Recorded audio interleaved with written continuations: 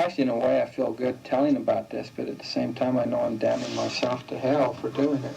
Well, my friend. But I'm glad you caught me, because I couldn't stop, and I would go do it again if I had the chance. Because I get around little kids and I start shaking, I get nervous, I get turned on, and I can't pass a kid on the street. I look down and see what kind of crotch he's got, and it's just not right.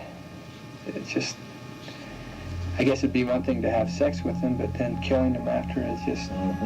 July 24th, 1983, inside a quiet interrogation room in Salt Lake City, a man sat across from detectives with a calm, almost reassuring presence, the kind that made him easy to trust. He said he wanted to help find a missing boy. 13-year-old Graeme Cunningham had disappeared just days earlier, and like everyone else in the community, this man claimed he was concerned, that he cared, that he just wanted to do whatever he could. So for nearly an hour, he spoke, but something didn't sit right. Detective Don Bell had been doing this long enough to recognize when a story sounded complete, but didn't feel true, and then, at the right moment, the detective leaned forward and asked a simple question. And that was when everything shifted, and in a quiet, almost matter-of-fact voice, the man said, "He's not hurt, he's dead." Bell held his gaze. "How do you know that?" And then the answer came. "Because I killed him." And just like that, the search for one missing boy turned into something no one had been prepared for. Because over the next hour, that same man would begin to talk again, but this time, he wasn't explaining. He was confessing to a series of acts that had been hidden in plain sight for years. 5 boys, 5 lives, each one connected by the same man who had been sitting there the entire time, offering help, answering questions, blending in like he always had. And the truth was, he had never stood out, and he had never raised an alarm. He had simply been there, becoming exactly what no one expected him to be. But before we begin, if you find this video interesting, please give it a like at the end and tell me what you think about the case. It really helps the channel. Let me know in the comments where you're watching from. And don't forget to subscribe for more. Thank you. This video is created solely for educational and documentary purposes. It does not endorse, glorify, or condone any of the criminal actions or individuals described in this case. Viewer discretion is advised. On the evening of July 14th, 1983, 13-year-old Graeme Cunningham left home, expecting to be gone only briefly. He had been looking forward to a trip to Southern California, and that plan already connected him to people his family believed he knew well enough to trust. Before he left, his mother asked where he was going, and Graeme told her he was just going to run to the store and would not be long. But as the hours passed, that ordinary explanation stopped working. Graeme did not come home, and the longer he stayed gone, the more the mood inside the house changed from waiting to worry. At first, his family could still tell themselves he may have stopped somewhere, or seen someone, or simply taken longer than expected. But as the night dragged on, those possibilities became harder to believe, and by the early hours of the morning, concern had already turned into panic. So the police were called, and when officers responded, the first explanation they raised was that Graeme might have run away and that there was still time for him to come back on his own. But his mother rejected that immediately, because she knew her son, and she knew this was not normal behavior for him. She did not believe he had chosen to disappear, and she did not accept the idea that this should be treated like an ordinary teenage runaway case. She pushed for action because, to her, something was already clearly wrong. And as detectives worked through the first real leads in Graeme Cunningham's disappearance, one detail kept pulling them in the same direction, and that was the trip Graeme had been talking about for months, a trip to Southern California that had become important enough for the boys to plan around, and exciting enough for Graeme to look forward to it well before the day he vanished.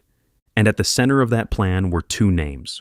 One was another boy, identified as Jeff or JH, and the other was the adult who was supposed to take them, a man the boys knew as Roger Downs. If Graeme had disappeared on the very eve of leaving with Roger Downs and Jeff, then the adult organizing that trip should have been one of the first people who could explain where Graeme had gone, who he had spoken to, and what had changed in the final hours before he vanished. So detectives began trying to locate Roger and the boy closest to him, because if they could get clear answers from those 2, they might be able to narrow the timeline and understand exactly what had happened on the night Graeme went missing. But there was a problem almost immediately. Roger Downs and Jeff were not easy to pin down. Then another boy said something that changed how police viewed the entire situation. He told them that Roger Downs was not really Jeff's father. At first, detectives thought that might still fit some normal explanation, because families were often complicated, and the simplest assumption was that Roger was a stepfather or some other parental figure loosely described as a father. That would have sounded unusual, but not necessarily disturbing. However, when they pushed further, the answer became much more troubling. Roger was not Jeff's stepfather either. And that was the first real crack in the case, because once detectives realized that Roger Downs had been moving around these boys under a false family role, everything else around him became harder to accept at face value. So the investigation changed direction. Detectives now had to ask who Roger Downs actually was and how long he had been around these boys. And once that question took hold, it opened the door to something much larger than a trip to California, because the issue was no longer a single missing child connected to a familiar adult. It was the possibility that the familiar adult himself was the danger. Once detectives started pulling at Roger Downs' identity, they were beginning to see that even the name he had been using did not belong to the man they were actually looking at. Roger Downs was not Roger Downs. The deeper they dug, the more that name started to fall apart, and what they found underneath it was Arthur Gary Bishop, a man who had already spent years moving through Salt Lake City under false names and carefully built roles, shaping the version of himself that other people were allowed to see. And once detectives learned that, the case stopped being a straightforward search built around a missing boy and became something more dangerous, because a man who lied that easily about who he was could not be trusted on anything else that came out of his mouth. And the more they looked, the worse it got. Detectives learned that he had a background involving theft and embezzlement, that he had used his position as a bookkeeper to steal money, and that he had already shown a willingness to slip out of one life and into another whenever pressure began to close in around him. So this was no longer a case involving a mysterious adult with an unclear relationship to a boy. It was a case involving a practiced liar whose life had already been built on concealment. That mattered to Don Bell because Bell had not come into the case with the benefit of knowing how large it really was going to become. At that stage, he had only been assigned to Graeme's disappearance for 1 week, and that limited assignment shaped how the investigation moved in those early days. However, even before the full break came, Bell had begun to feel that Roger Downs was not just another adult on the edge of a missing person case, but someone who might be far more central than he appeared, and that instinct stayed with him. By Friday, July 22nd, Bell's 1-week assignment to work on the case had ended, but he did not leave the case feeling reassured. In fact, he left with the opposite feeling, because by then he had seen enough to understand that if Arthur Gary Bishop had really done something to Graeme, and if he realized police attention was turning toward him, then he might not simply wait around for detectives to close in. So when Bell stepped away from the case that Friday, the story did not feel finished. Then Sunday came. On July 24th, Bell got the call that changed everything, because Arthur Gary Bishop had surfaced again, and the younger detective on the case wanted Bell there. When Don Bell came back on Sunday, July 24th, he needed to answer one question that had suddenly become far more important than it first appeared. Who exactly was Bishop to the boy who kept calling him Dad? So Bell took Jeff into his office alone, because if there was any chance of getting the truth, it had to happen away from Bishop's presence and away from whatever influence he had over the boy. And almost immediately, Bell noticed that something about the relationship was wrong, because throughout the conversation, Jeff kept referring to Bishop the same way, over and over again as, "my dad," even though detectives already had reason to doubt that claim. Bell knew by then that Bishop was not really the boy's father, and he also knew he was not even the stepfather he had seemed to be. So every time Jeff used that word showed how deeply Bishop had worked his way into the boy's life. And Bell paid attention to that, because in a case like this, the most important answers often came not from dramatic breaks, but from the small things that did not fit, the words people used automatically, the loyalties that made no sense, the emotional attachments that felt stronger than they should have been. As Bell later described it, he asked the question directly. He asked how long his dad had been molesting him, and the room went quiet. Then Jeff answered, "All of my life." Whether that was the exact phrase preserved in memory later, or simply the clearest way Bell remembered it, the meaning was unmistakable. because in that moment, the case stopped being only about a missing 13-year-old and became something much larger and much darker. Bell was no longer looking at a suspicious adult who might know more than he was saying. He was looking at a man who had close, long-term access to boys and had used that access in the worst possible way. Bell learned from J.H. that the boy slept with Bishop, that Bishop had asked him to pose for nude photographs, that Bishop kept nude photographs of young boys, and that Bishop might also be connected to the earlier disappearance of Kim Peterson. That meant Bell was no longer guessing about whether Bishop belonged at the center of the case. He had a direct line now between Bishop, a vulnerable boy under his influence, exploitation, hidden photographs, and another missing child from years earlier. And that changed the urgency immediately. The question was no longer whether Bishop seemed odd or dishonest. The question was how much damage he had already done, and whether Graeme had become the latest child caught inside that pattern. And it was a veteran investigator realizing that the man sitting outside his office was not just a possible witness in a disappearance, but a predator with practiced access to boys, a false identity, and a secret life that was beginning to open. And once Bell understood that, the next interview with Arthur Gary Bishop was never going to be routine again. But by the time Arthur Gary Bishop came in on July 24th, he did not walk into the room like a man cornered by police. He sat down, answered questions, and presented himself as a concerned adult who had come in to help detectives understand what might have happened to Graeme Cunningham. So Bell started there. He did not open by accusing him of murder. He worked through the case the way investigators often did when they were testing a story, asking where Bishop had been, when he had last spoken to Graeme, what he knew about the planned California trip, and how he explained his connection to the boys. And Bishop answered, but the problem was that his answers never quite settled into anything solid. And the longer that went on, the more Bell tightened the pressure. He shifted from general questions to sharper ones, and he stopped treating Bishop like a helpful adult on the edge of a missing boy case, and started treating him like a man whose story needed to be broken open. And at some point, Bell read him his rights, partly because he could feel Bishop edging towards something more serious, and partly because he knew the room had changed. Bell later said he had expected Bishop to shut down at that point, to ask for a lawyer, or to stop talking altogether, because that would have been the safest move for a man already hiding behind false names and half answers.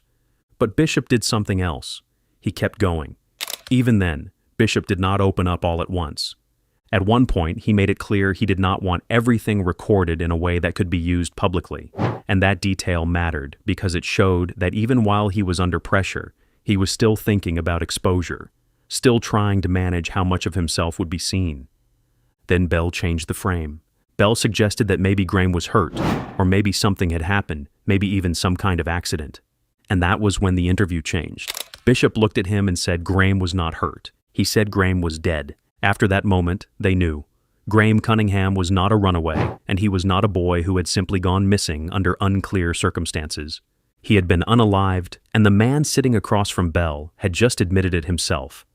But the room still had not reached the bottom of what was about to come, because once Bishop crossed that line, once he stopped pretending this was only a search and admitted he had taken Graeme's life, the barrier holding everything else back began to give way too. And within the next stretch of that same interview, the case would stop being about one boy and open into something much larger, something no one in Salt Lake City had fully seen coming. He began naming the other boys one by one, unfolding the confessions in a reverse timeline. First, it was Troy Ward, a 6-year-old whose birthday had been stolen from him in a park where he had been waiting to go home for presents and cake. Then came Danny Davis, a 4-year-old last seen fumbling with a gumball machine in a supermarket. Next was Kim Peterson, 11 years old, whose encounter with Bishop had seemed ordinary enough at first until Bell heard the story unfold.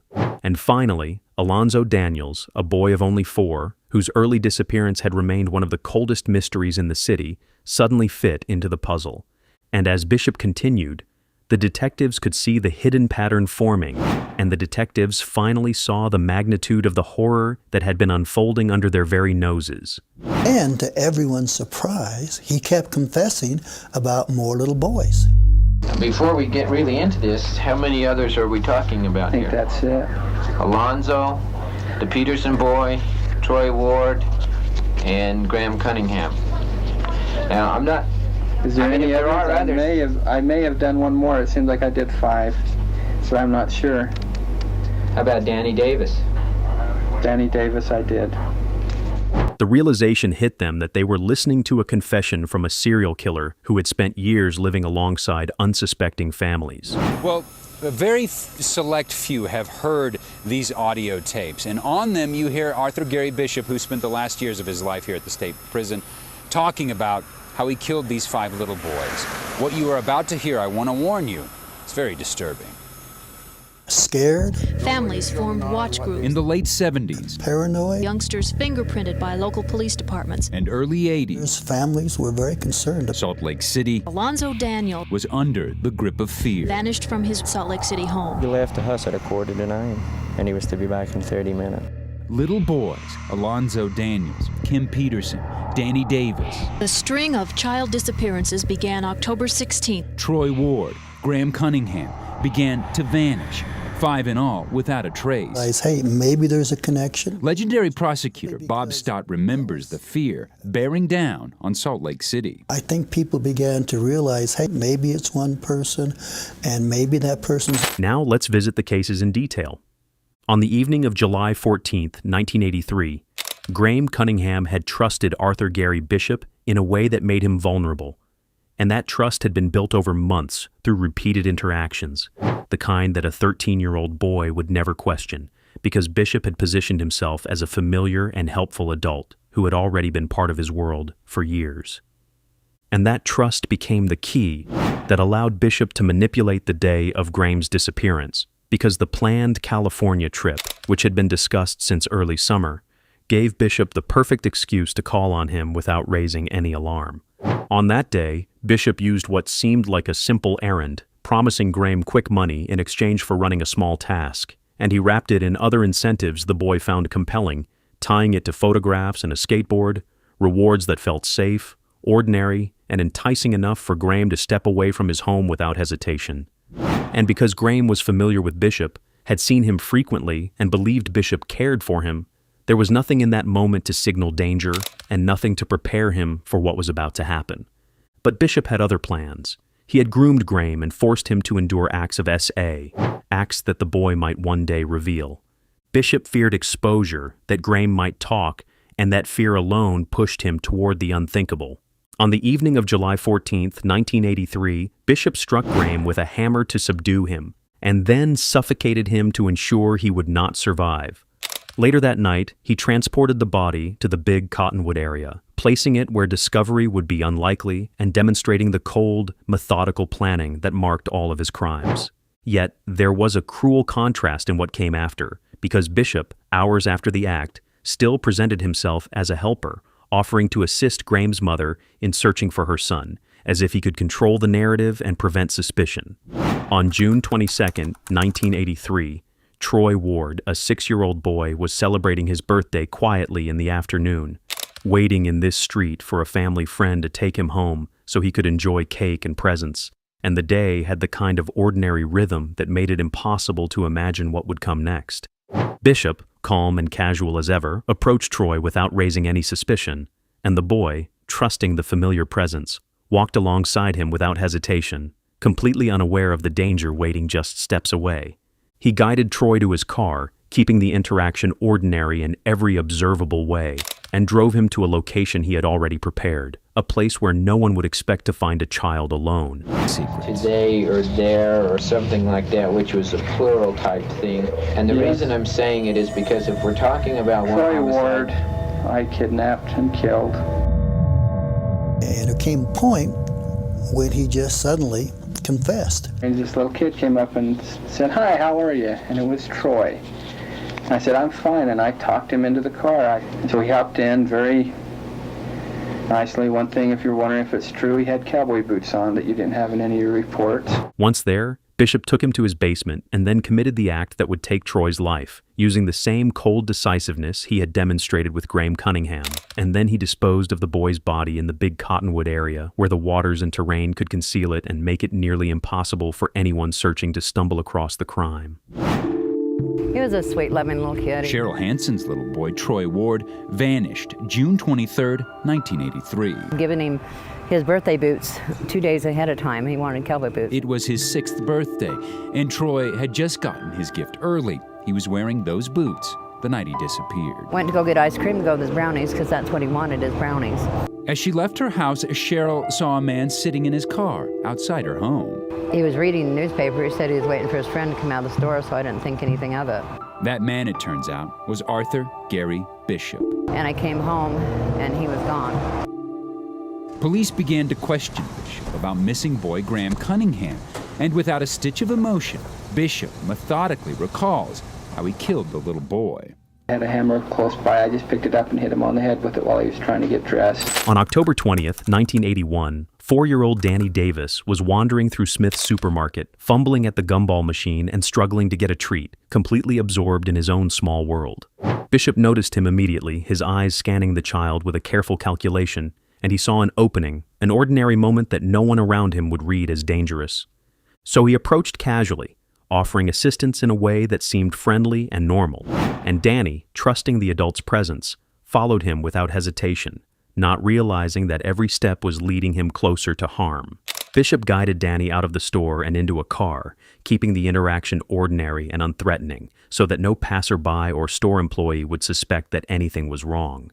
And once they reached his home, the situation turned fatal, because Danny, confused and distressed by the strange surroundings, became the focus of Bishop's cold calculation.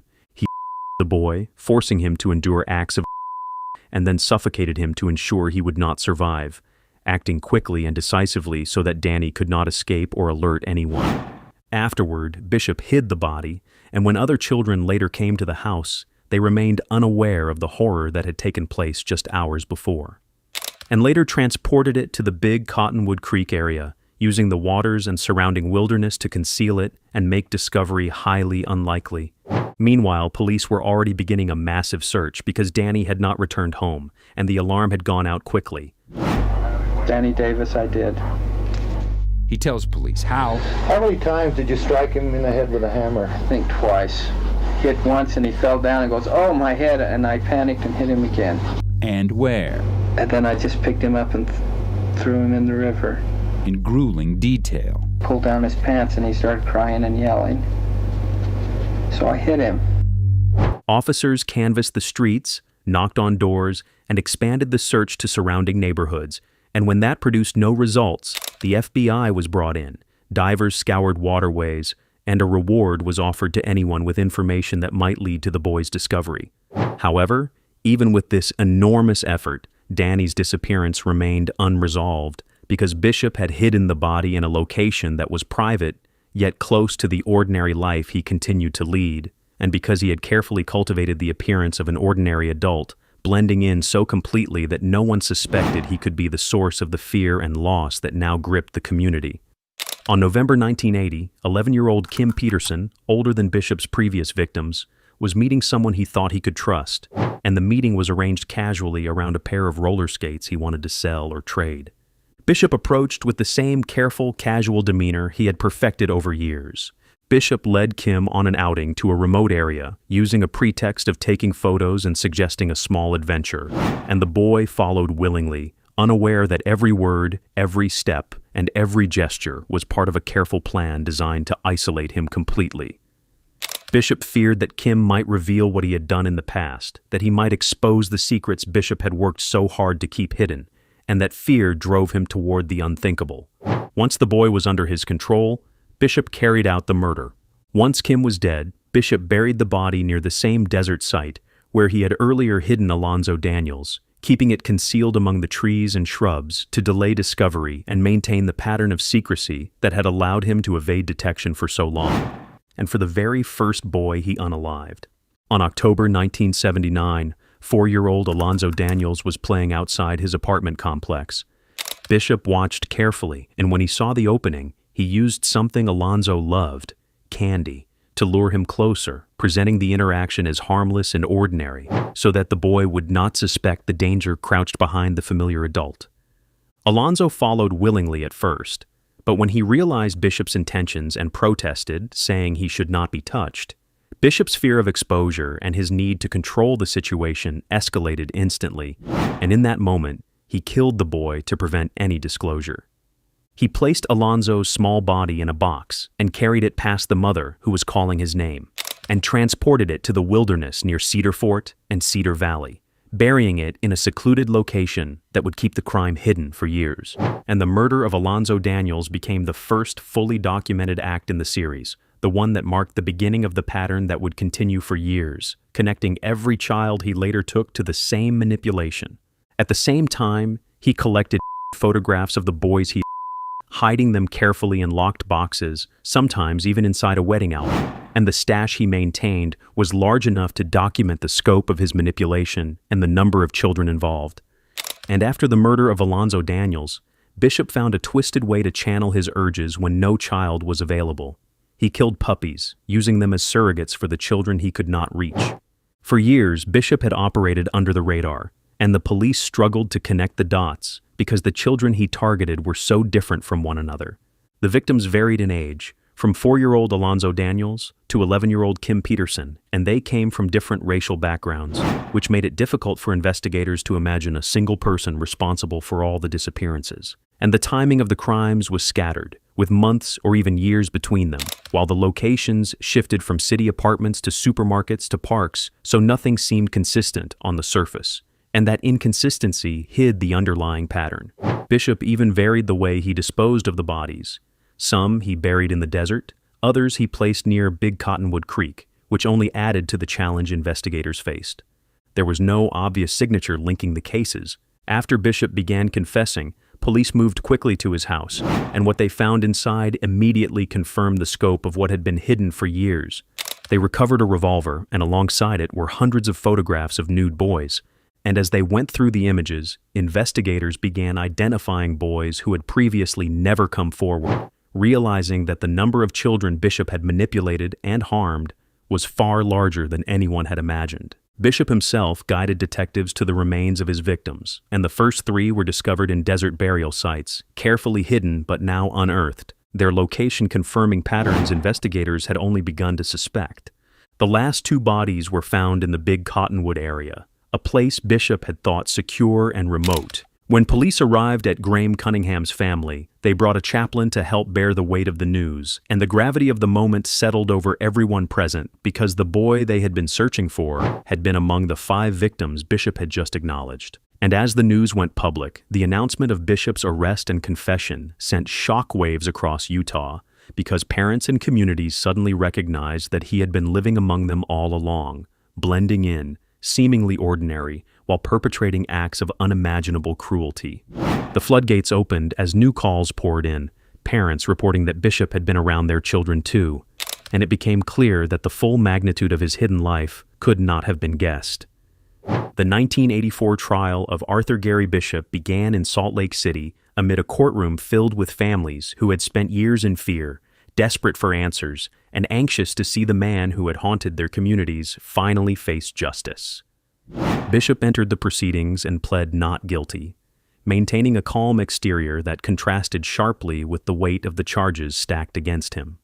The prosecution framed him as a calculated, deceptive, and predatory man, emphasizing the importance of his confession, the recovered bodies of 5 children, and the physical evidence collected from his home, each piece reinforcing the pattern of manipulation and murder. And while the pressure on the prosecution was immense, knowing that any misstep could jeopardize the case, the defense offered little challenge to the identity of the killer, instead attempting to reduce his culpability, arguing that his actions were the result of extreme emotional disturbance, compulsion, or other mitigating factors, and forcing the jury to confront the central courtroom question: were these deliberate acts of murder or the result of uncontrollable impulses? The defense theory centered on Bishop's claimed addiction and extreme emotional disturbance, suggesting that his exposure to explicit material had escalated his urges and impaired his ability to control his behavior. Expert testimony was presented to explain the alleged connection between and escalation, and Bishop himself later reflected on the role such material had played in his life, framing it as a determining factor in his crimes. The prosecution responded forcefully, emphasizing that Bishop had killed specifically to silence boys who might reveal what he had done, and that while urges may have existed, each murder represented a conscious decision to eliminate witnesses. When the jury returned its verdict, they found Bishop guilty on all major counts, including 5 counts of murder, and the penalty phase began immediately afterward. Portions of his taped confession were played, allowing jurors to hear his words, sometimes in chilling detail, and the emotional weight of his own admissions intensified the gravity of the courtroom. After deliberation, the jury returned death verdicts, and family members of the victims felt, at last, that the state had identified the man responsible for years of fear, vindicating their long wait for justice. Bishop's appeals began automatically, challenging the validity of his confession, the fairness of the jury, and the appropriateness of the death sentence. But the Utah Supreme Court rejected key arguments, and Bishop eventually ceased fighting the proceedings. After a competency hearing confirmed that he understood his decisions, a formal execution date was set. All right, would you rather die than life in prison? Yes. Why? On March 19, 1984, This is Michael Rawson reporting live from the 3rd District Court in Salt Lake City. It is death for Arthur Gary Bishop. Bishop is sentenced to die of lethal injection. Cheryl Hansen was in the courtroom. I'm just glad it's over with and I'm happy. Today, she's found some peace. And I know where he's at, and I don't have to worry about where he's at. He's always on my mind. He'll always be on my mind. For prosecutor Bob Stott, well, it's gratifying to know that 12 people agreed with us that this case, the only just penalty was death. The case will linger. I suppose this is one that will always be in my mind. Because of the crime, but perhaps more because of Arthur Gary Bishop's cold, disturbing honesty. But I'm glad you caught me, because I couldn't stop, and I would go do it again if I had the chance. On June 10, 1988, Bishop was executed by lethal injection. Detective Don Bell later reflected that while the execution would not stop all child predators, it would, at the very least, stop Bishop, closing the chapter on a series of crimes that had terrorized Utah for nearly a decade. Now, some light on this story. All of those bodies of those young boys were found and returned to their families. Earlier today, I was at the courthouse and I was going through some of the documents from this case, and I want you to take a look at this. I came across this, a signature by Arthur Gary Bishop, and it was eerie for me to be touching a piece of paper that were touched by the hands of a man who killed 5 young boys. Guys, back to you. Chilling. Oh, all right, Chris, thank you. And that brings us to the end of this case. What are your thoughts on this case? Let us know in the comments. If this story shook you, there's more on the channel that dives into cases just as haunting. Don't forget to subscribe, hit that like button, and share this video. It helps keep these stories from being forgotten. Thanks for watching, and I'll see you in the next one.